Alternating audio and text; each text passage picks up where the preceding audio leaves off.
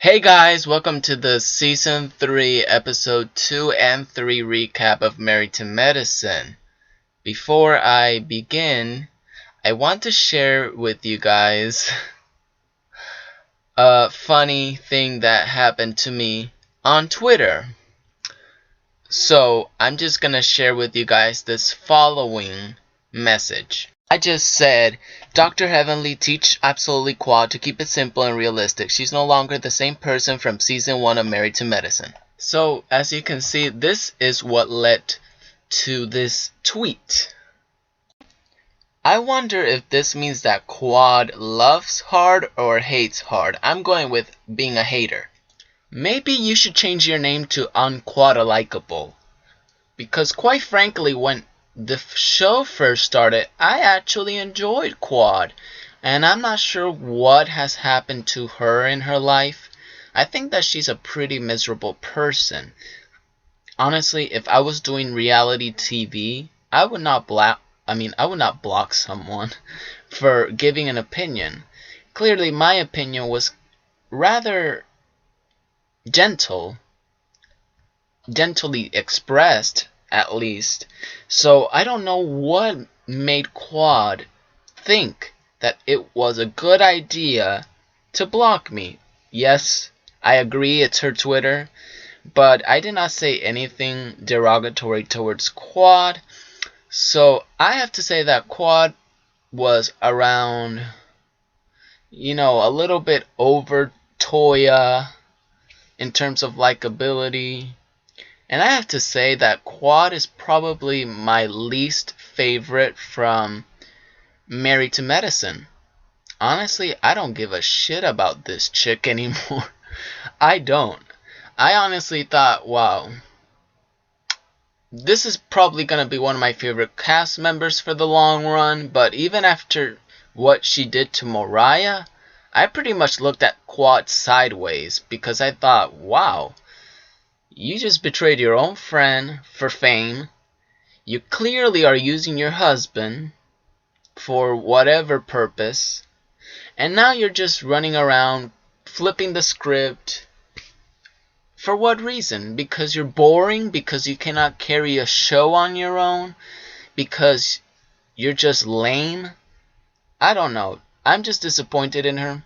Regardless, let's go to episode 2 of Married to Medicine, where we have Quad, Inspector Quad, immediately asking Walter to help her with a background check that she's going to use eventually against Lisa Nicole. Quad, nobody does signs. I mean, what world are you living in? This is the 21st century. Then we have Toya versus Simone again in Top Golf, where Eugene and Cecil were planning to help the ladies get together and hopefully squash the animosity between each other. Unfortunately, Toya is just so annoying. She needs to quit the facial expressions and, I don't know, do something with her face.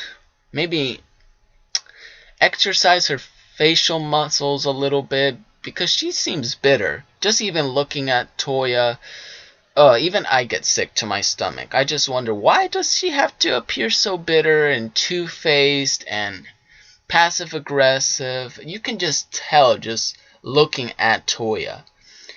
I doubt that Simone, who is a more accomplished individual, is jealous of anything that you have.